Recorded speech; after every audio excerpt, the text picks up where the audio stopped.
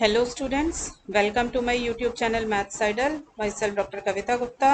बच्चों, आज मैं आपको greedy algorithm for an abelian group of order p to the power n where p is prime, ये क्या है बेटा एल्गोरिथम और किस काम आता है, ये सिखाऊंगी। ये अभी टॉपिक जो है इम्पोर्टेंट इसमें रह गया था इस चैप्टर में, पहले ये सीखेंगे। तो देखो बेटा, सबसे पहले तो greedy algorithm for an abelian group of order p to the power n याद रखना है। आप चैप्टर पढ़ रहे हैं फाइनाइट एबिलियन ग्रुप्स का, ठीक है? तो एबिलियन ग्रुप होना चाहिए। Order p to the power n means finite order है, तो फाइनाइट एबिलियन ग्रुप का ही ये एल्गोरिथम बन गया। यहाँ पर p के ऊपर कंडीशन लगी हुई है कि it should be a prime, ठीक है? तो इस तरीके के जो ग्रुप होंगे p to the power n जिसका ऑर्डर होगा, उसके ऊपर ये एल्गोरिथम लगाना है। और ये एल्गोरिथम किस काम आएगा ये भी तो पता होना चाहिए ना, एल्गोरिथम काम क्या करता है। It is use to represent an abelian group G, finite abelian group G as internal direct product of cyclic subgroups, ठीक है? मतलब आपको क्या करना है, अगर एक ग्रुप G को, ठीक है, साइक्लिक सबग्रुप आएगा क्योंकि इंटरनल है तो साइक्लिक सबग्रुप ही हो सकता है, ठीक है? यहाँ पे साइक्लिक सबग्रुप्स, ठीक है? और ये फाइनाइट एबिलियन ग्रुप, कि आपको कोई भी अगर फाइनाइट एबिलियन ग्रुप दिया हुआ है और आपको बोला गया है कि उसको internal direct product of its cyclic सब ग्रुप बनाओ, तो आपको कैसे बनाएंगे आप, वो एल्गोरिथम है। Algorithm means step wise procedure है कि कैसे उसको बनाया जाएगा। पहले मैं आपको थोड़ा सा ये बता दूं कि इंटरनल डायरेक्ट प्रोडक्ट किसको कहते हैं, ये आप चैप्टर 9 में पढ़ेंगे। तो पहले मैं थोड़ा सा यहाँ समझा दूं। देखिए, इंटरनल डायरेक्ट प्रोडक्ट के लिए ये डेफिनेशन पहले यहाँ देख लो बेटा। यहाँ पे मान लीजिए कोई भी ग्रुप G आपको दे रखा है, आपने उसके दो नॉर्मल सब ग्रुप निकाल लिए, H1 और H2, दो नॉर्मल सब ग्रुप्स निकाल लिए ग्रुप G के, ठीक है? जरूरी है कि H1 और H2 उसके नॉर्मल सब ग्रुप्स हों, नॉर्मल होना जरूरी है। तो G is the internal direct product of H1 and H2 and we write G equal to H1 cross H2। This is the sign for internal direct product. Internal direct product और external direct product में बेटा थोड़ा सा difference है। Internal direct product के अंदर जो है नोटेशन में तो यही फर्क है कि क्रॉस का साइन आ रहा है और एक्सटर्नल डायरेक्ट प्रोडक्ट में ये वाला साइन आता है, ठीक है ना? सबको पता ही है। दूसरा सबसे बड़ा जो बेसिक डिफरेंस है इनके बीच में क्या है, जब आप एक्सटर्नल डायरेक्ट प्रोडक्ट लेते हो तो आप कोई भी दो ग्रुप्स ले सकते हो या तीन ग्रुप या चार ग्रुप, उनका जी से कोई लेना देना हो या ना हो, कहीं पे से भी आ जाए वो, तो भी आप उसका जो है एक्सटर्नल डायरेक्ट प्रोडक्ट बना लेते हो, ठीक है? बट जब बात इंटरनल डायरेक्ट प्रोडक्ट की जा रही है तो ये जो H1 और H2 हैं ये जी के ही हैं, जी के ही सब ग्रुप्स हैं। और कैसे सब ग्रुप है, ये नॉर्मल सब ग्रुप है। तो देखो मैंने यहाँ डेफिनेशन बना के दिखा रखी है आपको।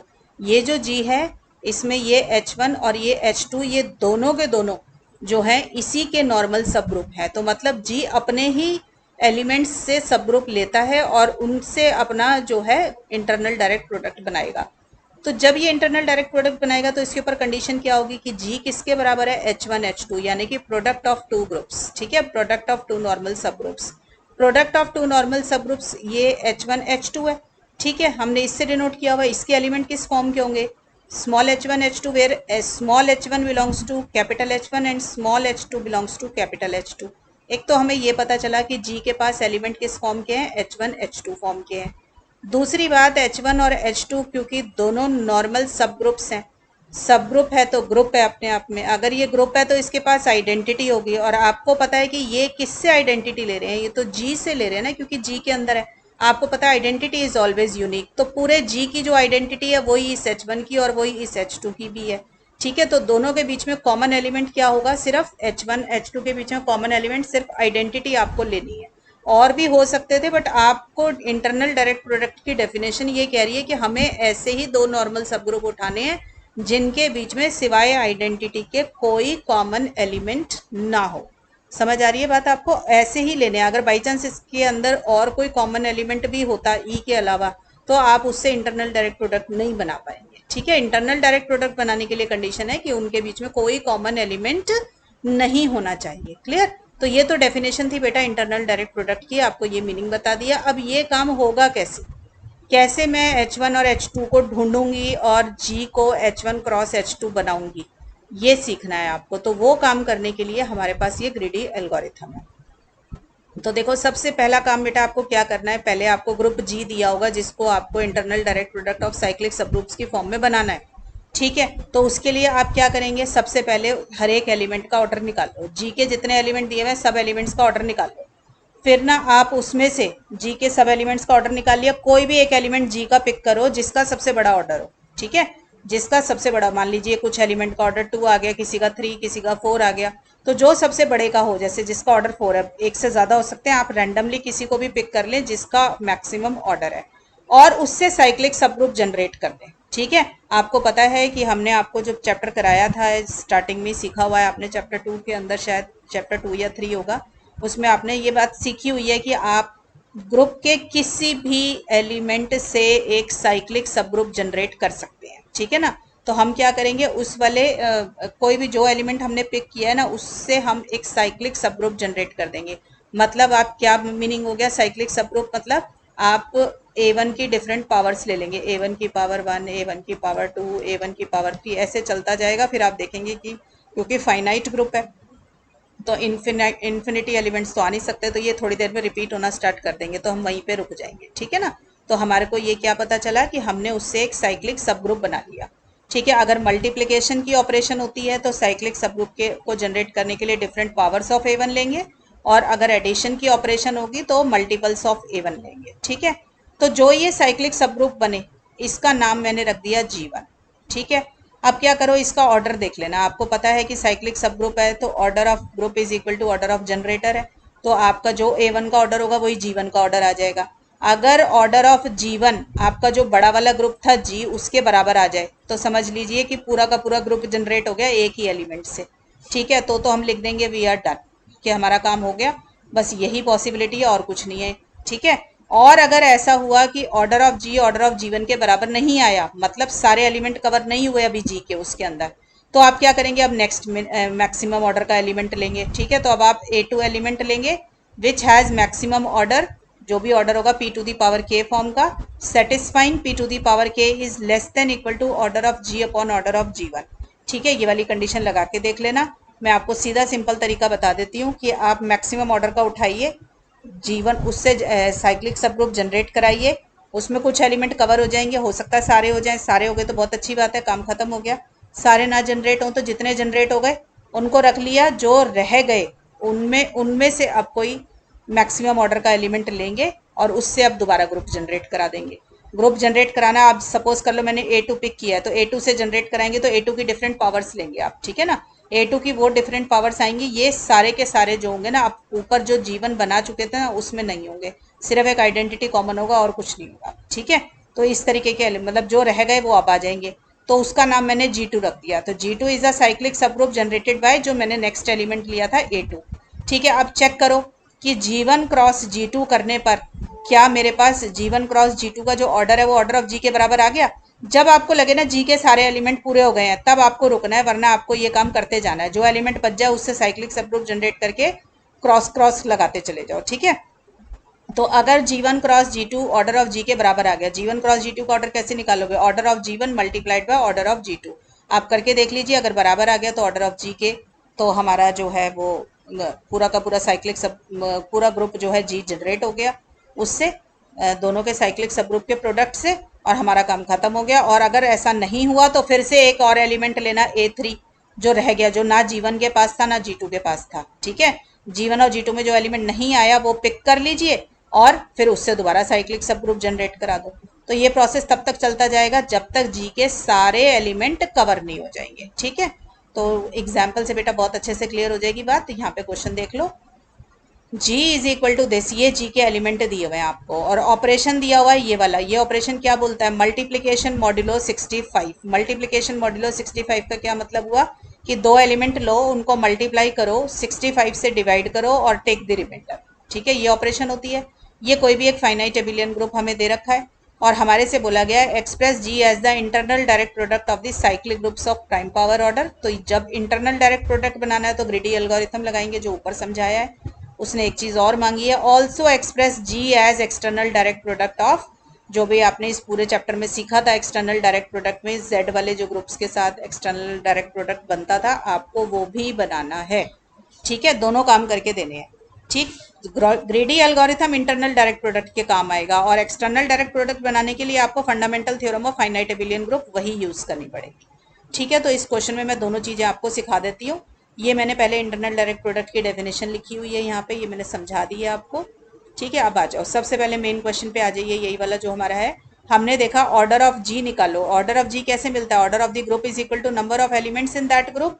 तो हमने नंबर ऑफ एलिमेंट्स से जी के काउंट कर लिए। कौन से वाले एलिमेंट काउंट किए कि कितने हैं? ये देखो, ये जी है, इसके अंदर ये जो एलिमेंट लिखे हैं ना 1 8 12 14 18, ये सारे एलिमेंट काउंट कर लो कितने हैं। ठीक है, तो ये मैंने काउंट किए तो ये मेरे निकल कर आए 16। तो 16 क्या है? 2 to the power 4 which is prime power order. ये आ गया ना p to the power n form का, वेयर p इज प्राइम। तो इसका मतलब क्या हुआ कि ये हमारा greedy algorithm internal direct product निकालते समय लग जाएगा। ठीक है, तो अभी फिलहाल पहले मैं आपको एक्सटर्नल डायरेक्ट प्रोडक्ट बता रही हूँ जो fundamental theorem of finite abelian group से हम लिखेंगे। तो अब ये देखो, हमें ये पता चला क्वेश्चन में एबिलियन हमें दे रखा था, और ये क्योंकि ऑर्डर इसका फाइनाइट है तो ये फाइनाइट एबिलियन ग्रुप है। तो fundamental theorem of finite abelian group इस पे एप्लीकेबल है, और वो आपसे क्या बोलती है कि जो प्राइम की पावर होती है, जो भी पावर होती है उसका पार्टीशन लिख लो, यही बोलते हैं ना। तो हम इसका पहले पार्टीशन लिखे 4 का। 4 का पार्टीशन अब सबको याद हो गया होगा इस चैप्टर में। 4 का ये पार्टीशन होता है, पहले 4, फिर 3+1, फिर 2+2, देन दिस एंड दिस। ठीक है, फिर इससे आइसोमॉर्फिज्म क्लासेस कैसे बनती है, ये सब पार्टीशन की जो पावर है, जो 4 की जो हमने ये बनाई है, ये किसकी पावर थी? 2 की। तो आप इसको 2 की पावर में चढ़ा दोगे, यही वाली वैल्यूज। पावर को हमेशा पावर में रखना है, बेस को हमेशा बेस में रखना है। ठीक है, तो मेरे को 2 की पावर से तो 2 की पावर पे चढ़ा दिया। तो ये क्या आया? Z2 की पावर 4, दैट इज Z16। यहाँ पे क्या आएगा? 3+1 को Z2 क्यूब और Z2 स्क्वायर, क्योंकि ये 3 को जब 2 के ऊपर चढ़ाएंगे तो 2 क्यूब बन जाएगा। इसको 1 को भी 2 के ऊपर चढ़ाएंगे तो 2 की पावर 1 आ जाएगा, तो ये आ जाएगा। तो ये तो मेरे ख्याल सब बच्चों को आप सीख गए होंगे, इतना चैप्टर आप पढ़ चुके हैं। तो ये हमारी सारी क्या आ गई? आइसोमॉर्फिज्म क्लासेस आ गई। अब क्या है बेटा, जो ग्रुप जी मुझे दिया हुआ है वो इनमें से 1 2 3 4 5, इन 5 में से किसी एक की तरह बिहेव करेगा। इन 5 में से कोई एक आइसोमॉर्फिज्म क्लास वो ले लेगा। ठीक है, मुझे क्योंकि क्वेश्चन में पूछा गया है कि जी को एक्सप्रेस कीजिए as external direct product also, तो जी इनमें से कौन से 5 के कौन से एक के बराबर है, इन पांचों में से कौन से एक के बराबर है, अब मुझे वो निकालना है। ठीक है, तो आपको करने का तरीका क्या है? 2-3 चीजें होती हैं कि एक तो ऑर्डर ऑफ एलिमेंट कंपेयर कर लो, ठीक है ना, और एक देख लो कि साइक्लिक है या नहीं है, क्योंकि Z16 तो साइक्लिक है। तो अगर जी साइक्लिक हुआ तो Z16 के बराबर हो जाएगा, और साइक्लिक नहीं हुआ तो Z16 के बराबर वो नहीं हो सकता। तो अब हम क्या करेंगे, इन सब से हम क्या निकालने की कोशिश करेंगे? कोई रूल आउट करेंगे, मतलब एलिमिनेशन रूल लगाएंगे और देखेंगे ये नहीं हो सकता, ये नहीं हो सकता, ये बच गया तो यही होगा। इस टाइप से हम अब काम करना शुरू करेंगे। तो सबसे पहले बेटा मुझे क्या करना है कि इन सबको करने के लिए पहले मैं जी के हर एलिमेंट का ऑर्डर निकाल लूँ। वो तो मुझे वैसे भी निकालना ही है, क्योंकि इंटरनल डायरेक्ट प्रोडक्ट के अंदर हमें एक्सप्रेस करने के लिए पहले हर एलिमेंट का ऑर्डर चाहिए। तो पहले मैं क्या करूंगी, जी की वो देखूंगी, हर एक एलिमेंट का ऑर्डर देखूंगी। तो ऑर्डर निकालना हो एलिमेंट का, तो मैंने हमेशा आपको ये बात सिखाई है कि ऑर्डर ऑफ एलिमेंट और डिवाइड्स ऑर्डर ऑफ जी। तो पहले पॉसिबिलिटीज निकाल लिया करो कि क्या क्या ऑर्डर हो सकते हैं। तो ऑर्डर ऑफ जी अगर 16 है और ऑर्डर ऑफ एलिमेंट डिवाइड करता है 16 को, तो कितने नंबर हैं जो 16 को डिवाइड करते हैं? 1 2 4 8 और 16। तो यही 5 पॉसिबिलिटीज हैं मेरे पास ऑर्डर बनने के लिए। ठीक है, अब 1 का आपको पता है, 1 तो आइडेंटिटी का होता है, तो सिर्फ 1 का ऑर्डर 1 होगा। बाकी सारे एलिमेंट या तो 2 रखेंगे, या 4 या 8 या 16। तो अब मेरे लिए देखो कितना आसान हो गया, देखना कि मैं यही वाली पावर्स को चेक करूंगी और इससे ज्यादा चेक नहीं करूंगी। ठीक है ना, तो मेरे लिए ऑर्डर जल्दी जल्दी निकलना शुरू हो जाएगा। तो इसलिए बेटा जब भी ऑर्डर निकालना हो एलिमेंट्स का, तो हमेशा सबसे पहले order of element divides order of G करके ना पॉसिबिलिटीज निकाल लिया करो कि क्या क्या पॉसिबिलिटीज हो सकती है। तो अब सबसे पहले मैंने एलिमेंट लिखने शुरू किए कि क्या है। तो पहले 1 एलिमेंट था, ये तो आइडेंटिटी है, तो इसका ऑर्डर 1 होगा, तो मैंने लिख दिया यहाँ पे इसका ऑर्डर 1 है। फिर नेक्स्ट एलिमेंट जी का जो दे रखा है वो मुझे 8 दे रखा है। तो अब मैं 2 4 8 और 16 ये पावर रेस करके देखूंगी, जब मेरा आंसर आ जाएगा मैं रुक जाऊंगी। ठीक है, तो पहले मैंने 8 की पावर स्क्वायर रेस करी, 64 आ गया। मेरी ऑपरेशन क्या है? मॉड्यूलो 65। ठीक है ना, तो मॉड्यूलो 65 है। जब तक 65 से नंबर कम रहेगा तो हमें कोई डिवाइड करके रिमाइंडर लेने की जरूरत नहीं है, वही आंसर आ जाएगा। तो 64 ही आंसर आ गया। मुझे ऑर्डर के लिए क्या चाहिए था? 1 चाहिए था। मैं रिकॉल करा दूं, ऑर्डर क्या होता है? Least positive integer n such that a to the power n is equal to identity. अगर मल्टीप्लीकेशन की ऑपरेशन है और अगर एडिशन की है तो n a equal to identity. तो मेरी आइडेंटिटी मल्टीप्लीकेशन की क्या है? 1। तो मुझे क्या चाहिए, a to the power n equal to 1 चाहिए। मतलब मुझे ये n फाइंड करना है। हर एलिमेंट, a क्या है गिवन एलिमेंट, n क्या है पावर, जो मैं डिफरेंट पावर रेस कर करके देखूंगी कि कब मुझे 1 मिलता है। ठीक है, and that should be least positive. ठीक है, तो मैंने इसलिए पहले 8 एलिमेंट था, a की जगह पे 8 लिया और n की जगह पे मैंने 2 लिया, क्योंकि मेरे को पता है n या तो वैल्यू 2 लेगा या 4 या 8 या 16। तो लीस्ट पॉजिटिव चाहिए होता है, इसलिए छोटे से शुरू होंगे। तो 2 से स्टार्ट हुई, फिर 4 लूंगी, फिर 8 और फिर 16। बीच में जहां आंसर आ जाएगा वहीं रुक जाएंगे। ठीक है, तो अब मैंने 8 की पावर 4 रेज करी। 8 की पावर 4 बेटा 4096 होता है। मॉड 65 लेंगे, क्योंकि 65 से नंबर बड़ा हो गया तो मॉड्यूलो 65 लेना पड़ेगा। इसका क्या मतलब है, जो ये नंबर आया इसको 65 से डिवाइड कीजिए एंड टेक द रिमाइंडर। ठीक है, तो मैंने यहाँ 65 से डिवाइड करके दिखा दिया। जब मैंने डिवाइड किया तो रिमाइंडर देखा मैंने, तो रिमाइंडर क्या आया मेरे पास, 1 आ गया। तो 1 आ गया, 1 मेरी आइडेंटिटी होती है। तो इसका मतलब मेरा ऑर्डर अब निकल गया है। तो मेरा ऑर्डर क्या निकला है, इसका कौन सी पावर रेस करने पे 1 आया है, आपके पास 4 पावर रेस करने पे 1 आया। तो इसका मतलब जो ऑर्डर होगा 8 का वो क्या हो जाएगा, 4। तो मैंने यहाँ लिख दिया ऑर्डर ऑफ 8 इज 4। क्लियर हो गया बच्चों। ऐसे ही बाकी के एलिमेंट्स का भी ऑर्डर आपको निकालना है। जैसे 12 का निकाल के दिखाया मैंने आपको, देखो 12 को पहले, क्योंकि 2 4 8 16 यही ऑप्शन है, तो पहले 2 रेस किया तो 144 आ गया। 144 को बेटा 65 से डिवाइड करके रिमाइंडर लोगे तो 2 आ जाएगा। ठीक है, सब बच्चे डिवाइड कर सकते हैं 65 से, जो रिमाइंडर आएगा वो 2 आ जाएगा। ऐसे ही 12 की पावर 4 रेस करेंगे तो बेटा ये नंबर आता है 20736। इसको 65 से डिवाइड कीजिए और रिमाइंडर देखिए, अगर जब रिमाइंडर 1 आ जाए समझ लो ऑर्डर आ गया। तो मैंने इसको 65 से डिवाइड किया तो रिमाइंडर मेरे पास क्या आ गया, 1 आ गया। जैसे रिमाइंडर 1 आया मुझे पता चला कि मेरा ऑर्डर निकल चुका है, तो मैंने यहाँ पे लिखा 1। और ये देखो 12 की पावर 4 रेस करने पे 1 आया। पावर जो होती है वो ऑर्डर होती है। ठीक है ना, तो 12 का ऑर्डर क्या बन गया, 4 बन गया। तो मेरा, मैंने लिख दिया ऑर्डर मेरा क्या है, 4। ऐसे बेटा देखो 14 का निकाला, 14 की पावर स्क्वायर करी, पहले तो 196 आया। मैंने 196 क्योंकि 65 से बड़ा नंबर था, जैसे ही नंबर 65 या 65 से बड़ा हो गया आपको डिवाइड करके रिमाइंडर लेना है। तो मैंने डिवाइड करके रिमाइंडर लिया तो 1 आ गया। तो यहीं पे 1 आ गया, तो मुझे बाकी की पावर्स को चेक करने की जरूरत नहीं है, मुझे पता चल गया मेरा ऑर्डर क्या आ गया, यहाँ पे 2 आ गया। ठीक है बेटा, अब नेक्स्ट देखो, ऐसे जितने भी एलिमेंट है आपके, 16 एलिमेंट है, 16 के 16 एलिमेंट की आपको कैलकुलेशन करनी है। तो ये देखो मैंने 18 की करके दिखा रखी है। ठीक है, फिर 21, फिर 27 की है, यहाँ से मैंने करके ऐसे लिखा हुआ है। आप सब बच्चे अपने आप खुद निकाल के अपना आंसर चेक करेंगे, इसको स्क्रीनशॉट ले लो। ठीक है बेटा, कैलकुलेटर लेके बैठना ताकि काम जल्दी जल्दी हो। राइट, ये देख लो। ठीक, यहाँ तक तो मैंने ये सारे एलिमेंट्स का ऑर्डर निकाल लिया। क्लियर, चलिए अब आगे देखिए।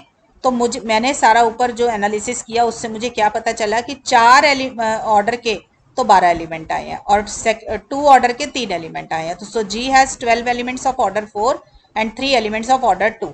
अब बेटा मैं क्या करूंगी, अब मैं क्या करूंगी, जो मेरे को ऊपर 5 ग्रुप निकले थे ना, मेरे आइसोमॉर्फिज्म क्लासेस निकली थी, मैं देखूंगी कि उनमें से ये प्रॉपर्टी कौन सेटिस्फाई कर रहा है। 12 elements of order 4 and 3 elements of order 2।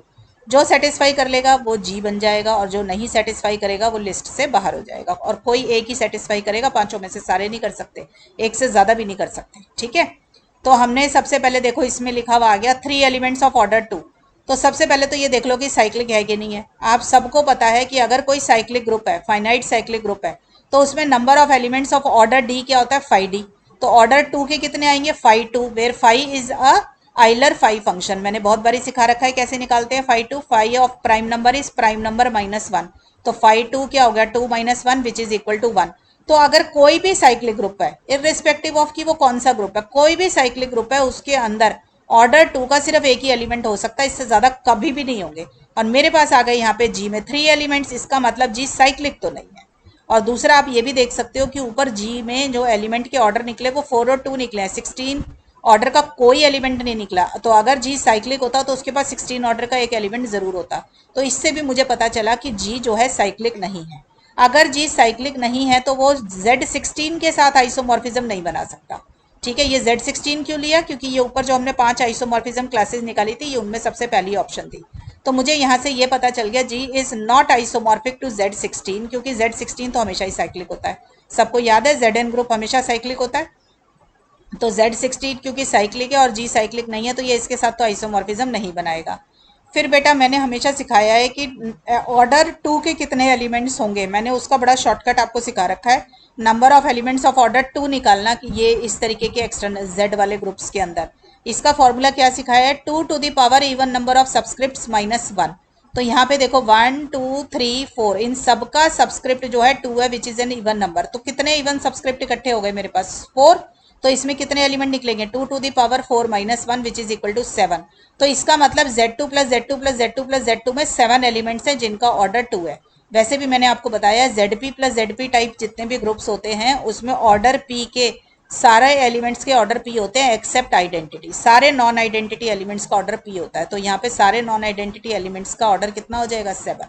ठीक है, और बाकी के एलिमेंट्स का वो क्या हो जाएगा, आइडेंटिटी एलिमेंट का ऑर्डर 1 होगा। ठीक है, तो ऑर्डर 2 के कितने एलिमेंट निकल कर आ गए बेटा मेरे पास, यहाँ पर ऑर्डर 2 के मेरे पास निकल कर आ गए, नहीं 7 को ही है, 2 की पावर 4 इज 16 माइनस 1 15। अच्छा हाँ 16 तो ऑर्डर ही था, तो 7 कैसे आएंगे, सारे नॉन आइडेंटिटी एलिमेंट है तो 15 नॉन आइडेंटिटी एलिमेंट है, सबका ऑर्डर 15 आ गया। और सबका कितने आ गए ऐसे एलिमेंट 15 आ गए। और जी के पास कितने हैं 3 एलिमेंट है ऑर्डर 2 के, तो वो इससे भी आइसोमॉर्फिज्म नहीं बनाएगा क्योंकि इसके पास 15 है और उसके पास 3 है, तो हमारा इसके साथ भी आइसोमॉर्फिज्म नहीं बनी। क्लियर हो गई बच्चों बात। नेक्स्ट देखो थर्ड आइसोमॉर्फिज्म क्लास है मेरी Z4 plus Z2 plus Z2। अब इसमें भी इवन सब्सक्रिप्ट काउंट कर लो कितने हैं, देखो 4 2 और 2 तीनों के तीनों इवन सब्सक्रिप्ट हैं। तो इसके अंदर कितने एलिमेंट निकलेंगे ऑर्डर 2 के, 2 क्यूब माइनस 1, तो 2 टू ज़ा 4 टू ज़ा 8 माइनस 1 7, तो 7 निकलेंगे।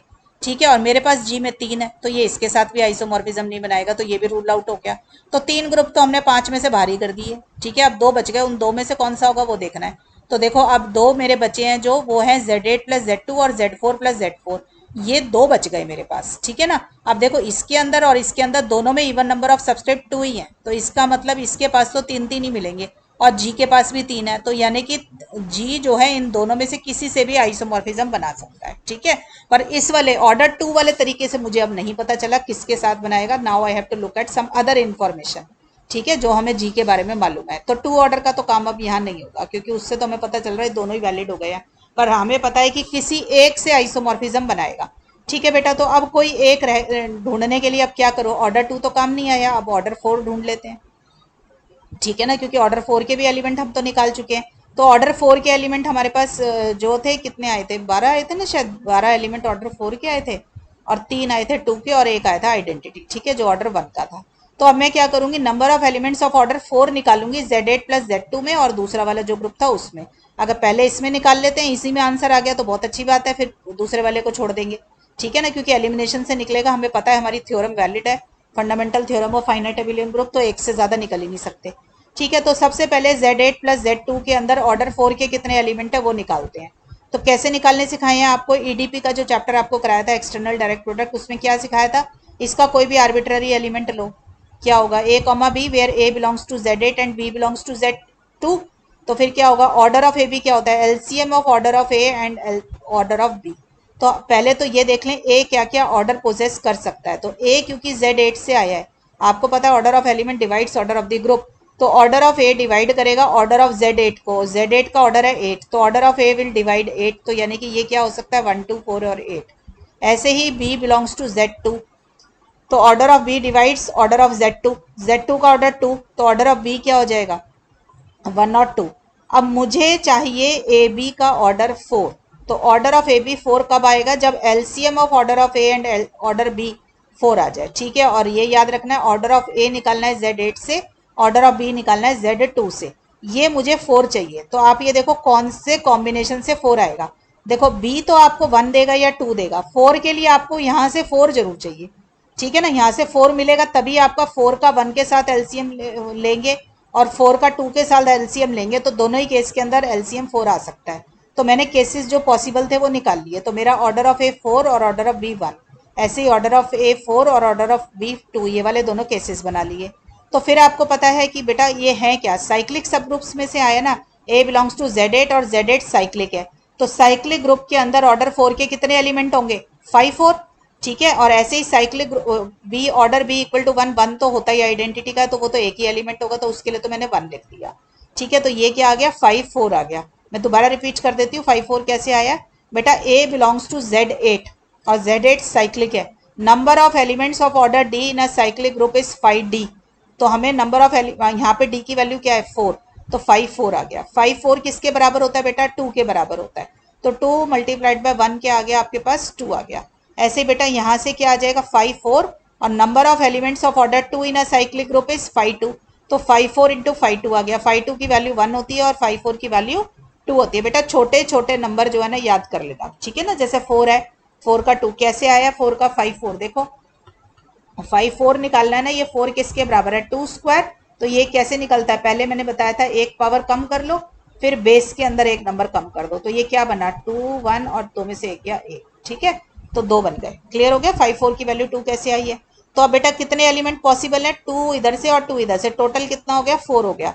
इसका मतलब Z8 प्लस Z2 के पास कितने एलिमेंट है ऑर्डर 4 के, सिर्फ 4। बट जी के पास कितने एलिमेंट आए थे, 12 एलिमेंट आए थे जब हमने सॉल्व किया था। तो जी के पास तो बेटा 12 एलिमेंट है ऑर्डर 4 के, और हमारे पास इसके अंदर जो Z8 प्लस Z2 आया इसके पास टोटल 4 एलिमेंट आए ऑर्डर 4 के। तो G is not isomorphic to Z8 plus Z2। तो अब इसके साथ आइसोमॉर्फिज्म नहीं बना रहा, तो जो ओनली एक पॉसिबिलिटी बच गई हमारी वो Z4 प्लस Z4 की बन गई। तो इसके साथ अब वो जरूर आइसोमॉर्फिज्म बनाएगा, निकाल के दिखाने की जरूरत नहीं है कि इसके साथ बना रहा है। अब हमने क्योंकि हमारी theorem fundamental theorem of finite abelian group applicable थी, तो इसका मतलब किसी ना किसी के साथ तो उसने बना नहीं था, तो उसने किसके साथ बना दिया, जो बाकी के 4 चले गए तो ये अकेला बचा, तो इसके साथ ही बनाएगा। तो मुझे बेटा एक्सटर्नल डायरेक्ट प्रोडक्ट की फॉर्म में जो एक्सप्रेस करना था वो तो मैंने निकाल लिया, Z4 प्लस Z4। अब मुझे इंटरनल डायरेक्ट प्रोडक्ट की तरह बनाना है। अभी एक्सटर्नल डायरेक्ट प्रोडक्ट बनाया है, अब बनाऊंगी internal direct product of it cyclic subgroup of prime power order. तो अब यहाँ पे लगाएंगे बेटा हम अपना ग्रीडी एल्गोरिथम। तो ग्रीडी एल्गोरिथम क्या कह रहा था पहले कि सबसे पहले मैक्सिमम ऑर्डर का एलिमेंट चूज कर लो। आपने देखा कि जी के एलिमेंट जो आए थे, जी के जो एलिमेंट गिवन थे उनके ऑर्डर या तो 1 थे या 2 थे या 4 थे, और तो था ही नहीं कुछ भी, ना तो 8 निकला ऑर्डर ना 16 ऑर्डर निकला, ठीक है। तो हमारे पास 4 ऑर्डर मैक्सिमम निकला, तो 4 ऑर्डर का कोई भी एलिमेंट चूज कर लो जी में से। तो मैंने उसमें से ले लिया 8। तो बेटा ये भी बता दूं आपको कि इंटरनल डायरेक्ट प्रोडक्ट का जब आप बनाते हो तो सबका आंसर अलग अलग आ सकता है, ठीक है ना, क्योंकि मैंने 4 ऑर्डर का 8 चूज किया, कोई बच्चा 4 ऑर्डर का कुछ और भी चूज कर सकता था, ठीक है ना। तो इसलिए आंसर अलग अलग आ सकते हैं, बट आंसर होंगे सबके करेक्ट माने जाएंगे क्योंकि वो पूरा जी जनरेट कर देंगे, क्लियर। तो मैंने 8 ले लिया, कोई बच्चा कुछ और ले लेता है 4 ऑर्डर का तो वो भी चलेगा। तो अब 8 से साइक्लिक सब ग्रुप जनरेट करा दो, ठीक है, और उसका नाम रख दो G1। यही था ना एल्गोरिथम के अंदर। तो हमने 8 से साइक्लिक सब ग्रुप जनरेट कराया, तो साइक्लिक सब ग्रुप जनरेट कराना मतलब 8 की डिफरेंट पावर्स को ले लेना। तो मैंने 8 की डिफरेंट पावर्स लेनी शुरू करी, 1 2 3 4 5 सारी पावर्स लेनी शुरू करी, ठीक है। तो ये जब मैंने 8 की डिफरेंट पावर्स ली, इनको सॉल्व किया, तो 8 की पावर 1 8 आ गया, 8 की पावर 2 64 आ गया, 8 की पावर 3 करी तो 512 आया, क्योंकि नंबर 65 से बड़ा हो गया। तो 512 को मुझे 65 से डिवाइड करके रिमाइंडर लूंगी। मैंने देखो यहाँ पे 512 को 65 से डिवाइड करके रिमाइंडर लेके दिखाया आपको, तो ये 57 आ गया। अब 8 की पावर 4 का जब आपने किया तो बेटा आप देखोगे कि 8 की पावर 4 को जब आप निकालते और 65 से डिवाइड करके रिमाइंडर ले रहे हो तो 1 आ रहा है, और वो वैसे भी आना चाहिए, क्यों, क्योंकि ऑर्डर ऑफ 8 क्या है 4 है, ऑर्डर ऑफ 8 4 है, तो आपको पता है कि 8 की पावर 4 जो है वो 1 आई होगी, तभी उसका ऑर्डर आया होगा 4। तो ठीक है, 8 की पावर 4 पे क्या आ जाएगा 1 आ जाएगा। जैसे ही आपको आइडेंटिटी मिल गई ना, अब आप आगे 8 की पावर 5 निकालोगे ना तो ये नंबर रिपीट होने स्टार्ट हो जाएंगे। बेशक निकाल के देखो 8 की पावर 5 वाले का, तो यही वाला रिपीट होने स्टार्ट हो जाएंगे। तो हमें पता चला कि हमारा साइक्लिक सब ग्रुप पूरा हो गया, ठीक है। तो मेरे पास कितने एलिमेंट आए, इसमें सिर्फ 4 आए हैं। तो ये जी के बराबर तो नहीं आया क्योंकि जी के पास 16 एलिमेंट है, मेरे तो सिर्फ 4 निकल कर आए हैं, ठीक है। तो अभी तो मेरा एल्गोरिथम खत्म नहीं हुआ, तो मैंने लिख दिया ये अभी जी के बराबर नहीं आया, तो मुझे अभी और काम करना है। तो मैं अब आगे और काम क्या करूंगी, अब कोई और एलिमेंट ढूंढूंगी मैक्सिमम ऑर्डर का। आप देखो बेटा मेरे पास जी में 12 एलिमेंट आए थे ऑर्डर 4 के, मेरे यहाँ पे सिर्फ 4 ही कवर हुए हैं अभी तक, ठीक है ना। सॉरी 4 एलिमेंट जी के कवर हुए हैं, अभी 4 ऑर्डर के और एलिमेंट भी मेरे पास रह रहे हैं। तो मैं अब 4 ऑर्डर का कोई ऐसा एलिमेंट चूज करूंगी जी के अंदर से जो 8 64 57 1 इसमें कवर ना हुआ हो, ठीक है। तो मैंने इसमें से क्या किया, A2 वो ले लिया, A2 लिया, और वो मैंने निकाल के भी देख लिया, इसमें ऑर्डर ऑफ जी 16 है, ऑर्डर ऑफ G1 4 है, तो order of A2 less than equal to 4। तो या तो 4 लो या उससे छोटे वाले ऑर्डर का एलिमेंट ले लो। तो अभी तो 4 के और बचे हुए, तो पहले 4 का ही लेंगे। तो मैंने सबसे पहले 12 ले लिया बचा हुआ एलिमेंट, ठीक है, जो ऊपर कवर नहीं हुआ था। अब 12 से साइक्लिक सब ग्रुप जनरेट करो। तो 12 से साइक्लिक सब ग्रुप जनरेट किया, तो 12 की डिफरेंट पावर्स ले ली। तो 12 की पावर 1 12 की पावर 2 3 और 4 लिया। इसको सॉल्व करो, देखो मैंने करके भी दिखा रखा है। 12 की पावर 1 12 हो गया, 12 का स्क्वायर किया तो 144 मॉड 65, क्योंकि 65 से बड़ा नंबर आ गया तो 144 से डिवाइड करोगे और रिमाइंडर लोगे। तो 144 को 65 से डिवाइड किया और रिमाइंडर लिया तो क्या आया 14। तो मेरा आंसर आ गया 14। अब 12 क्यूब रेस करोगे तो आपको मैंने बता रखा है 12 क्यूब करना, तो 12 स्क्वायर का जो रिमाइंडर आया पहले उसको ले लो और उसमें एक 12 और मल्टीप्लाई कर दो, क्योंकि 12 क्यूब तक पहुंचना है। 12 स्क्वायर तक का आंसर निकाल लिया, वो ले लिया और साथ में 12 मल्टीप्लाई कर दिया। तो 14 इंटू 12 होता है 168। तो 168 भी 65 से बड़ा नंबर है, तो इसको भी डिवाइड करोगे 65 से और रिमाइंडर लोगे। तो 168 को 65 से डिवाइड करके रिमाइंडर लिया तो 38 आ गया। ठीक है, तो ये 38 आ गया। क्लियर। यहाँ पे अब 12 की पावर 4 लेनी है, क्योंकि 12 क्यूब तक का आंसर निकाल चुकी हूँ, तो 12 क्यूब वाला आंसर ले लो पहले और एक 12 और लगा दो, क्योंकि 12 की पावर 4 बनानी है। तो 38 इंटू 12 आ गया, विच इज और साथ में मॉड 65 ले लिया। तो ये क्या आया 456 मॉड 65। ठीक है, तो जब इसको आप डिवाइड करेंगे 65 से और रिमाइंडर लेंगे तो 1 आ जाएगा। तो आपका रिमाइंडर आ गया 1 यहाँ पे। ठीक है, तो आपको पता चला 12 की पावर 4 पे 1 आ रहा है। वैसे भी आना था 12 की पावर 4 पे 1, बिकॉज ऑर्डर ऑफ 12 4 है। ठीक है, तो मुझे कौन कौन से एलिमेंट कवर हो गए G2 के अंदर। अब 12 का जो साइक्लिक सब ग्रुप बनाया उसमें ये चारों एलिमेंट कवर हो गए। ठीक है बेटा, तो अब देखो 4 एलिमेंट G1 में आ गए, ऑर्डर ऑफ G1 भी 4 आ गया था, ऑर्डर ऑफ G2 भी 4 आ गया था। तो मैंने इससे इंटरनल डायरेक्ट प्रोडक्ट अभी बनाया, तो 8 से ये बना और 12 से ये बन गया। ठीक है, G1 और G2 का। अब इसका ना ऑर्डर निकाल के देख लो, अगर इसका ऑर्डर G के बराबर हो गया तो इसका मतलब इन दोनों को मल्टीप्लाई जब करेंगे तो सारे एलिमेंट कवर हो जाएंगे। तो देखो ऑर्डर ऑफ 8 था 4, ऑर्डर ऑफ 12 था 4, तो 4 4 जा 16 और G का भी ऑर्डर 16 ही था। तो इसका मतलब इन दोनों के इंटरनल डायरेक्ट प्रोडक्ट में G के सारे एलिमेंट कवर हो जाएंगे। ठीक है बेटा, दोनों के इंटरनल डायरेक्ट प्रोडक्ट मतलब दोनों के एलिमेंट कॉरेस्पॉन्डिंगली मल्टीप्लाई करेंगे। तो जब उनके H1 H2 है ना इसकी डेफिनेशन, तो कॉरेस्पॉन्डिंगली मल्टीप्लाई करेंगे तो हमारे 16 के 16 एलिमेंट कवर हो जाएंगे, क्योंकि मैंने इसका ऑर्डर निकाल के देख लिया। 8 ये G1 क्रॉस G2 का जो ऑर्डर है वो G के ऑर्डर के बराबर आ रहा है। तो नंबर ऑफ एलिमेंट दोनों में सेम हो गए, और क्योंकि ले G के अंदर से ही रखे थे तो G से बाहर जाने का तो कोई काम नहीं है उसका। ठीक है, तो सारे के सारे एलिमेंट कवर हो गए। तो मेरे को G क्या मिल गया, internal direct product of this cyclic subgroup generated by 8 and cyclic subgroup generated by 12। ठीक है बच्चे, तो ये था तरीका बेटा इंटरनल डायरेक्ट प्रोडक्ट बनाने का ग्रीडी एल्गोरिथम को यूज करके। एक क्वेश्चन और देख लो, ये भी बुक का ही एग्जाम्पल है, एग्जाम्पल नंबर 2 पेज 230 पे आपको G के ये एलिमेंट दे रखे हैं। ठीक है, अंडर मल्टीप्लीकेशन मॉड्यूलो 135 दे रखा है। आपसे बोला गया है कि G को एक्सटर्नल डायरेक्ट प्रोडक्ट और इंटरनल डायरेक्ट प्रोडक्ट दोनों की फॉर्म में लिखो। जो काम ऊपर किया था वही सेम काम इस क्वेश्चन पे करना है। तो पहले मैंने ऑर्डर ऑफ G देखा, इसके ऑर्डर क्या आया 24। 24 को मैं कैसे लिख सकती हूँ बेटा, इसकी प्राइम फैक्टराइजेशन देखो मैंने यहाँ साइड में करके दिखा रखी है, सब बच्चे को आती है। तो ये किसके बराबर है 2 क्यूब इंटू 3। तो इसमें पावर्स क्या आई हैं 3 और 1। जो पावर आती है उसका पार्टीशन लेते हैं। ठीक है ना, तो 3 और 1 का पार्टीशन लेना है। तो 3 का पार्टीशन क्या है बेटा, सबको आता है 3 2 + 1 1 + 1 + 1, और 1 का पार्टीशन यही है। अब इसके कॉम्बिनेशन बना के फाइनाइट एबिलियन ग्रुप की थ्योरम लगा के एक्सटर्नल डायरेक्ट प्रोडक्ट के लिए आइसोमॉर्फिज्म क्लास बना लो। सब बच्चों को पता है ये 3 जो है 2 की पावर था, तो 2 की पावर में 3 को चढ़ा दिया तो Z2 क्यूब कंट्रीब्यूट करेगा। अब ये 2 जो होगा इसको जब 2 की पावर में चढ़ाएंगे तो Z2 स्क्वायर कंट्रीब्यूट करेगा, 1 को चढ़ाएंगे तो Z2 1 करेगा, ऐसे ये करेगा। ठीक है बेटा, अब इसके कॉम्बिनेशंस बना लो। देखो एक बारी इसके साथ ये कॉम्बिनेशन, फिर इसके साथ ये, और फिर इसके साथ ये, ऐसे कॉम्बिनेशंस बना के आपने आइसोमॉर्फिज्म क्लासेस लिख ली। सब बच्चे यहाँ पे देख लो मैंने आइसोमॉर्फिज्म क्लास कैसे बनाई है। आप सबको वीडियो पॉज करके खुद बनाना चाहिए। ठीक है बेटा, ये आ गया आपके पास आइसोमॉर्फिज्म क्लासेस। इधर देखो जरा Z8 और Z3, 8 और 3 दोनों का GCD 1 है, दोनों का GCD 1 है तो ये साइक्लिक है। ठीक है ना, अगर दोनों के सब्सक्रिप्ट्स का GCD 1 आता है तो वो साइक्लिक है। अगर साइक्लिक है तो every finite cyclic group is isomorphic to Zn। तो इसका ऑर्डर 24 है, तो ये किसके साथ साइक्लिक सब ग्रुप बनाएगा, Z24 की तरह बिहेव करेगा। तो इसलिए मैंने इसको लिख दिया Z24। दूसरा देखो ये Z2 + Z2 + Z2 + Z3, आप चाहें तो इसको ऐसे ही छोड़ दे, नहीं तो बुक में क्योंकि किया हुआ है तो मैंने आपको ये भी सिखा देती हूँ।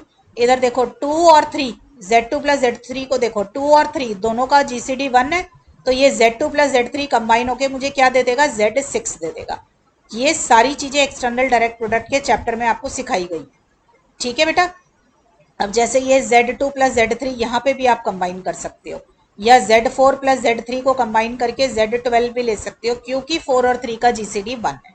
ठीक है, नहीं भी लोगे तो भी ठीक है, मेरे को कोई दिक्कत नहीं है, आप इसको ऐसे भी रख सकते हो। क्लियर।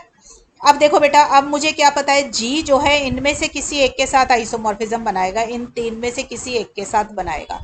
तो आपको किसके साथ बनाएगा ये देखना है, ठीक है ना। तो बेटा देखो, जी के पास तो 24 एलिमेंट है और ऑपरेशन है मॉड्यूलो 135। तो या तो 24 एलिमेंट के ऑर्डर निकालो, जो कि बहुत लंबा काम है, या फिर हिट एंड ट्रायल से थोड़ा काम करें, ठीक है। तो देखो, सबसे पहली बात, मैंने पहले छोटा ही एलिमेंट चूज कर लिया 8, ठीक है। 8 लिया। ऑर्डर ऑफ एलिमेंट हमेशा ऑर्डर ऑफ ग्रुप को डिवाइड करता है, तो 24 को डिवाइड करेंगे तो ऑर्डर ऑफ एलिमेंट के पास क्या क्या ऑप्शन आ गई, 1 2 3 4 6 8 12 24, ये ऑप्शन आ गई। अब ये लगा के देखो कि 8 का क्या ऑर्डर है। तो 8 की पावर 2 रेस करी, 3 करी, 4 करी, जैसे जैसे आपको सिखाया हुआ है ऑर्डर निकालना। 8 की पावर 2 करी 64 आ गया, 8 की पावर 3 करी 512 आया, 135 से बड़ा नंबर है तो डिवाइड करके रिमाइंडर लोगे तो क्या आया 107। 8 की पावर 4 निकालने के लिए क्या करोगे बेटा, 107, तो 8 क्यूब तक आ गया, एक 8 की और जरूरत है, 107 को 8 से मल्टीप्लाई कर लिया। इसको सॉल्व किया तो बेटा 46 आया। जब 1 आएगा तब ऑर्डर आएगा। अब 8 की पावर 6 रेज करनी है, मेरे को 8 की पावर 4 तक का आंसर मिल गया है, तो 8 की पावर 4 का आंसर ले लिया। अभी 2 8 और लाने जरूरी है ना, क्योंकि 4 से 6 पे पहुंचना है, 8 की पावर 4 से 8 की पावर 6 तक पहुंचना है, तो एक 8 स्क्वायर की और जरूरत है, ठीक है। तो मैंने क्या किया, यहाँ पर एक 8 स्क्वायर से मल्टीप्लाई कर लिया, ठीक है बच्चों। तो इसको जब सॉल्व किया बेटा तो मेरे पास क्या आया, यहाँ पर 8 की पावर 6 आ गई, इसका आंसर जब निकाला तो ये आ गया 2944, क्योंकि 135 से बड़ा नंबर है तो डिवाइड कर लिया 135 से, रिमाइंडर लिया तो मेरे पास आया 109। तो बेटा ऐसे कर करके देखते जाना, और इसका ऑर्डर देखो, यहाँ पे मेरे पास कितना आया, 12 आ गया। ऑर्डर ऑफ 8 जो आ गया मेरे पास 12 आ गया। तो अब हम देख लेते हैं कि ऊपर जो हमने आइसोमॉर्फिज्म क्लासेस निकाली हैं उसमें कोई 12 ऑर्डर का एलिमेंट है क्या। तो देखो Z2 plus Z2 plus Z2 plus Z3, ये जो भी ग्रुप होगा इसका कोई भी एलिमेंट किस फॉर्म का होगा, A, B, C, D, where A belongs to first वाला Z2, B belongs to second वाला Z2, C belongs to third वाला Z2 और 4 बिलोंग्स टू ये वाला Z3, ठीक है। और उसका ऑर्डर कैसे निकलेगा, एलसीएम से निकलेगा, LCM of the order of these elements. तो आप ये देखो Z2 plus Z2 plus Z2 के जितने भी एलिमेंट्स हैं उन सब का ऑर्डर या तो 1 है या 2 है। 1 सिर्फ आइडेंटिटी का होगा, बाकी सब क्या देंगे, 2 देंगे। और Z3 जो होगा उसके एलिमेंट्स का ऑर्डर क्या होगा, order of element will divide order of Z3, that is क्या होगा 1 और 3।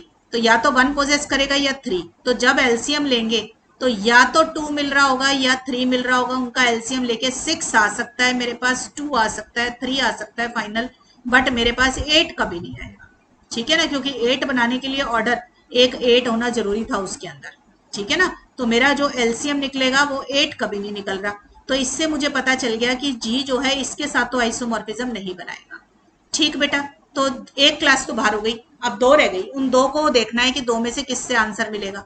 तो मैंने एक और एलिमेंट पिक किया 134, ठीक है। 134 का ऑर्डर निकाला तो 2 आ गया, ठीक है। कैसे निकाला है, सबको अब ऑर्डर आता है निकालना। 134 की पावर 2 रेज करी तो ये आया, इसको जब 135 से डिवाइड किया तो 1 आ गया। ऐसे ही बेटा एक और एलिमेंट मैंने रैंडमली पिक किया जिसका ऑर्डर मेरा 2 आ गया, 109, ठीक है। तो ये 109 का और 134 दोनों का ऑर्डर 2 आ गया। ऑर्डर 2 के एलिमेंट ना बहुत फायदेमंद होते हैं, वो इसलिए फायदेमंद होते हैं क्योंकि वो ये बता देते हैं कि साइक्लिक ग्रुप बनाएगा कि नहीं बनाएगा। क्योंकि अगर साइक्लिक ग्रुप बना रहा है तो ऑर्डर 2 का सिर्फ एक ही एलिमेंट हो सकता है उसके पास, पर अगर एक से ज्यादा आ जाए तो हमें ये पता चल जाएगा वो साइक्लिक नहीं है, ठीक है ना। तो मुझे पता चला कि हो सकता है और भी एलिमेंट हो इसके पास ऑर्डर 2 के, पर द मोमेंट एक से ज्यादा हो गया तो मुझे पता चल गया ये साइक्लिक नहीं रहा, ठीक है। तो there are at least 2 elements of order 2 in G, but इसका मतलब जी साइक्लिक नहीं है, क्योंकि अगर साइक्लिक होता है तो number of elements of order 2 जो होते हैं वो 5 होता है, यानी कि 1 होता है। तो जब भी आपको साइक्लिक की कंडीशन देखनी है ऑर्डर 2 में तो उसका एलिमेंट 1 होता है। तो अगर एक से ज्यादा एलिमेंट किसी के पास ऑर्डर 2 के आ गए तो वो कभी साइक्लिक नहीं बचेगा। तो मुझे पता चला कि Z24 के साथ भी आइसोमॉर्फिज्म नहीं बना सकता, क्योंकि Zn तो हमेशा ही साइक्लिक होता है, it is a finite cyclic group, ठीक है ना। Zn जो होता है, तो यहाँ पे Z24 साइक्लिक है, तो G जो है Z24 के साथ भी आइसोमॉर्फिज्म नहीं बनाएगा। तो अब 3 में से 2 पॉसिबिलिटी निकल गई, तो एक लास्ट पॉसिबिलिटी जो रह गई है वो ये है, इसके साथ हर हाल में बनाएगा, ठीक है। अब इसको वेरीफाई करने की जरूरत नहीं है इसके साथ बना रहा है कि नहीं बना रहा है, इसके साथ बनाएगा, ठीक है ना, क्योंकि थ्योरम एप्लीकेबल है। अब Z4 plus Z2 plus Z3 को आप 4 और 3 को इकट्ठा करके Z12 प्लस Z3 भी लिख सकते हैं, ठीक है। ये मैंने करके दिखाया। क्यों लिख सकते हैं, क्योंकि 4 और 3 दोनों का GCD 1 है, तो आप Z4 प्लस Z3 को कंबाइन करके Z12 बना सकते हैं, क्लियर। अब हमें क्या करना है बेटा, एक्सटर्नल डायरेक्ट प्रोडक्ट का आंसर तो मिल गया, अब हमें इंटरनल डायरेक्ट प्रोडक्ट का आंसर बनाना है। तो इंटरनल डायरेक्ट प्रोडक्ट के लिए हमें साइक्लिक सब ग्रुप्स चाहिए। तो बेटा मैंने दो तो निकाल ही रखे थे, ठीक है ना, एक 8 और एक 134। 8 का ऑर्डर मेरा 8 आया था और 134 का ऑर्डर मेरा 2 आया था, सॉरी ऑर्डर ऑफ 8 12 आया था, 134 का ऑर्डर 2 आया था। आप खुद सोचो जरा, मैं अगर इन दोनों का इंटरनल डायरेक्ट प्रोडक्ट बना दूं तो इसका ऑर्डर क्या बन जाएगा, 12 2 24 और जी का भी ऑर्डर 24 ही है। समझ आ रही है बच्चों बात? तो इसका मतलब इन दोनों से मेरा आंसर पूरा हो सकता है इंटरनल डायरेक्ट प्रोडक्ट का। तो देखो 8 is the cyclic subgroup of order 12 और 134 is the cyclic subgroup of order 2।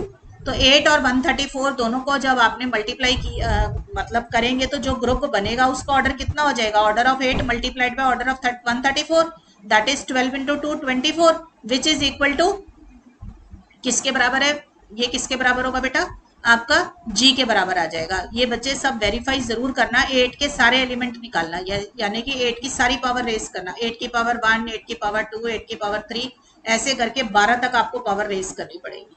तो 8 की पावर 12 तक रेस करोगे तो 12 एलिमेंट तो वहीं कवर हो जाएंगे आपके, ठीक है, 12 या जितने भी कवर हो रहे होंगे आप देख लेना, 12 ही होंगे क्योंकि जब उसका ऑर्डर 12 है तो 12 ही एलिमेंट आएंगे। ऐसे ही 134 है, 134 की पावर रेस करना, 134 की पावर 1 और 134 की पावर 2, बस तो एक एलिमेंट 134 आ जाएगा और एक एलिमेंट 134 की पावर 2 रेस करने पे 1 आ जाएगा। तो 1 और 134 दो एलिमेंट इसमें आएंगे, बाकी के सारे एलिमेंट 8 में कवर हो जाएंगे, ठीक है, और वो पूरा ग्रुप जी बन जाएगा आपका। आप करके देखना ये सब बच्चे, ठीक है, क्योंकि अब 12 बेटे पावर मैं क्या रेस करूंगी, आप लोग प्रैक्टिस करोगे, आप रेस कर लेना। तो आप देखोगे कि दोनों के बीच में कॉमन एलिमेंट क्या है, सिर्फ 1 है, क्योंकि 1 तो आइडेंटिटी है, वो तो दोनों के पास जरूर आएगा। तो हमें पता चला G is the internal direct product of 8 and 134, ठीक है, cyclic subgroup generated by 8 and 134। तो इस तरीके से बेटा मैं इसको internal direct product of cyclic सब ग्रुप्स भी बना सकती थी। क्लियर हो गया सब बच्चों को यहाँ तक? तो बेटा ये भी मैंने आपको पूरी एक थ्योरम इसका करा दिया है। यहाँ पे ये ग्रेडी एल्गोरिथम से रिलेटेड क्वेश्चंस थे। एक बारी मैं और थोड़ी सी चीज देख लूं अगर कराई जा सकती है तो इसमें, ये तो मैंने करा दिया था आपको क्वेश्चन।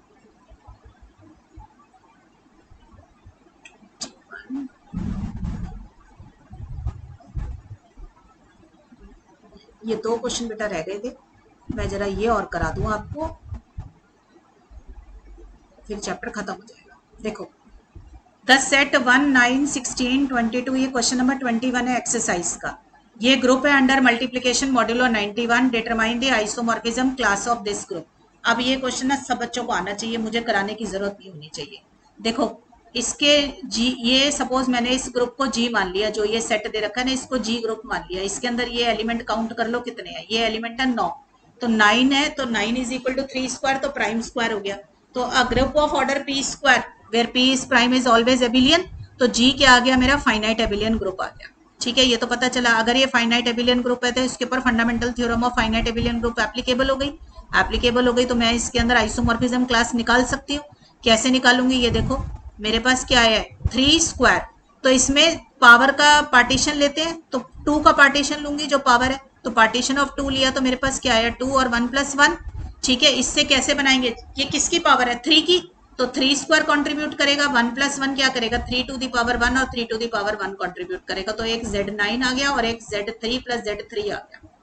तो अब जो गिवन जी है वो या तो Z9 है या फिर Z3 + Z3 है, ठीक है। तो अब किसके साथ आइसोमॉर्फिज्म बना रहा है ये कैसे पता चलेगा, देखो जो गिवन ग्रुप मेरे को दे रखा है उसमें मैंने एलिमेंट 9 लिया और उसका ऑर्डर निकाल के देखा, तो 9 का ऑर्डर आ रहा है 3।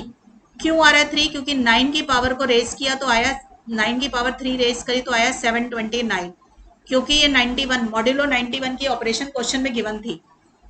91 से बड़ा नंबर आया तो आपने डिवाइड किया और रिमाइंडर लिया, तो मेरे पास आ गया 1।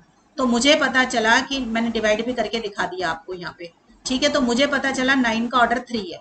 ऐसे बेटा 16 का ऑर्डर निकाला तो वो भी मेरा 3 आ गया, ठीक है। 22 का ऑर्डर निकाला तो वो भी 3 आ गया। अब मैंने ऐसा क्यों किया, क्योंकि आप ये देखो कि मैं जब भी Z9 और 1 दो में से कोई एक है तो Z9 क्योंकि साइक्लिक है, अगर ये साइक्लिक है तो number of elements of order 3 इसके पास कितने होंगे 5 3 हो गया, 5 of prime, prime is 5 prime क्या होता है प्राइम -1, तो 3 - 1 2 आने चाहिए थे। तो अगर मुझे 2 से ज्यादा नंबर मिल गए ऑर्डर 3 के तो ये साइक्लिक नहीं रहेगा, ठीक है, तो मैंने 3 एलिमेंट ढूंढ लिए ऑर्डर 3 के। क्लियर हो गया? तो इसका मतलब जी साइक्लिक तो नहीं है। तो मैंने क्या, इसका मतलब Z9 के साथ आइसोमॉर्फिज्म नहीं बनाएगा, जो दूसरी ऑप्शन बच गई उसके साथ बनाएगा। ठीक है बच्चों, समझ आ गया? तो यहाँ पे क्योंकि ऑर्डर 2 नहीं आ रहा था, नहीं तो ऑर्डर 2 के हम निकाल लेते हैं। यहाँ पे ऑर्डर I3 रहा था, तो हमने इसलिए 3 वाले ऑर्डर के निकाल लिए एलिमेंट्स। ठीक है बच्चों, समझ आ गया सबको? क्योंकि Z3 प्लस Z3 के पास बेटा 3 ऑर्डर के एलिमेंट मिल सकते थे, 2 ऑर्डर का मिल नहीं सकता था, इसलिए आपकी बारी ऑर्डर 3 के चेक किए। ठीक, क्लियर हो गया बच्चों? तो यहाँ पे जी किसके साथ आइसोमॉर्फिज्म बनाएगा? Z9 के साथ बनाएगा। और Z9 के साथ नहीं बनाएगा, Z3 प्लस Z3 के साथ बनाएगा। क्लियर? एक और क्वेश्चन देखिए बेटा, determine the isomorphism class of automorphism Z2 plus Z3 plus Z5। मुझे Z2 plus Z3 plus Z5 तो समझ आ रहा था, बट ये ऑटोमॉर्फिज्म लगा दिया आगे। आपको पता है ऑटोमॉर्फिज्म भी ग्रुप बनाता है अपने आप में, तो ये भी एक अपने आप में ग्रुप है, और मुझे इस ग्रुप की आइसोमॉर्फिज्म क्लास निकालनी है। तो मैं कैसे निकालूं? तो देखो बेटा, पहले तो ये देखो Z2 plus Z3 plus Z5, इसमें जो ये सब्सक्रिप्ट है 2 3 5, इनका GCD 1 है। ठीक है ना, इनका GCD होता है HCF, इन सबका HCF अगर 1 है तो ये क्या करेंगे? साइक्लिक ग्रुप बनाएगा। और ये क्या ऑर्डर है इसका? Z2 plus Z3 plus Z5 का order of Z2 multiplied by order of Z3 multiplied by order of Z5। Order of Z2 है 2, ऑर्डर ऑफ Z3 है 3, ऑर्डर ऑफ Z5 है 5। तो ऑर्डर आ गया 2 multiplied by 3 multiplied by 5, that is 30। तो अगर ये cyclic group है order 30 का, तो it is isomorphic to Z30। सबको पता है ना कि every finite cyclic group is isomorphic to Zn। ठीक है ना, तो ये cyclic group of order n है, तो ये आइसोमॉर्फिक टू Zn होगा। n यहाँ पे 30 है, तो Z30 के साथ ये आइसोमॉर्फिज्म बना लेगा। तो अब मुझे ऑटोमॉर्फिज्म ऑफ दिस निकालना, मतलब ऑटोमॉर्फिज्म ऑफ Z30 निकालनी है। ठीक है, तो मेरा छोटा हो गया काम, ऑटोमॉर्फिज्म Z30 निकाल दो। आपको जब मैंने ऑटोमॉर्फिज्म सिखाई थी तो मैंने आपको फॉर्मूला याद कराया था, ऑटोमॉर्फिज्म Zn इज UN। ठीक है, UN ग्रुप के बराबर है, तो ऑटोमॉर्फिज्म Z30 किसके बराबर हो गई? U30। ठीक है, आप देखो अपने पुराने सारे रिजल्ट्स को रिकॉल कीजिए। 30 किसके बराबर है? 2 इंटू 3 इंटू 5। अब मैंने आपको ये वाला रिजल्ट भी करा रखा है एक्सटर्नल डायरेक्ट प्रोडक्ट के चैप्टर में कि URS जो है UR प्लस US होता है अगर R और S का GCD 1 होता है। ठीक है, तो मैंने क्या किया यहाँ पे, अब देखो ये 2 3 और 5 तीनों का GCD 1 है, तो इसको मैं क्या लिख सकती हूँ? जैसे ये RST बन गया ना, तो UR plus US plus UT, तो मैंने U2 plus U3 plus U5 कर दिया। ठीक है, ये आ गया। अब U2 किसके बराबर होता है? ये भी मैंने आपको जब ये चैप्टर कराया था एक्सटर्नल डायरेक्ट प्रोडक्ट का, तो आपको याद कराया था। U2 के लिए याद रखो, it is isomorphic to the zero group, तो ये 0 आ गया। और UPN का फॉर्मूला क्या होता है? यहाँ पे देख लीजिए, भूल गए होंगे फॉर्मूला। UPN किसके साथ आइसोमॉर्फिज्म बनाता है? ZPN minus PN minus 1। मैंने कहा था जो U के साथ लिखा है पहले Z के नीचे वो सब्सक्रिप्ट बना दो, फिर माइनस का साइन लगा के उसको दोबारा लिखो और एक पावर कम कर दो। ठीक है, तो यहाँ पर U3 भी निकाल लो आप। U3 किसके बराबर होगा? देखो Z3। ठीक है, 3 की पावर 1 हो गई ना, क्योंकि U3 मतलब 3 के ऊपर 1 है पावर, माइनस एक पावर कम कर दी। ऐसे बेटा U5 है, ये जो फॉर्मूला लिखा ना UPN equal to ZPN minus PN minus 1, इसमें P को 5 डाल दो, तो आपके पास क्या आएगा? Z 5 की पावर 1 माइनस 5 1 माइनस 1 आ गया। P को 5 डाल दिया और इसके लिए मैंने P को 3 डाल दिया, सॉल्व किया तो आपके पास ये आ गया। ठीक है, तो अब मेरे पास ऑटोमॉर्फिज्म Z30 क्या आ गया? Z2 प्लस Z4 आ गया। तो इस तरीके से बेटा मैंने ऑटोमॉर्फिज्म निकाल दी। अच्छा क्वेश्चन है, पीछे के सारे रिजल्ट्स आपके जो है ना इसके अंदर वेरीफाई मतलब रिकॉल हो गए, इसलिए ऐसे क्वेश्चंस अच्छे होते हैं जो एक दूसरे के साथ कनेक्टिविटी रखते हैं। ऑल राइट बच्चों, सो आई होप ये चैप्टर मैंने अब आपका अच्छे से कंप्लीट कर दिया है। जितने क्वेश्चन एक्सरसाइज के करने वाले थे मैंने सारे करा दिए, अंदर से भी जितना पढ़ना था मैंने सब करा दिया है आपको। सो अब नेक्स्ट क्लास में नया चैप्टर करेंगे बेटा। टिल देन बच्चों पढ़ाई करते रहें। All the best.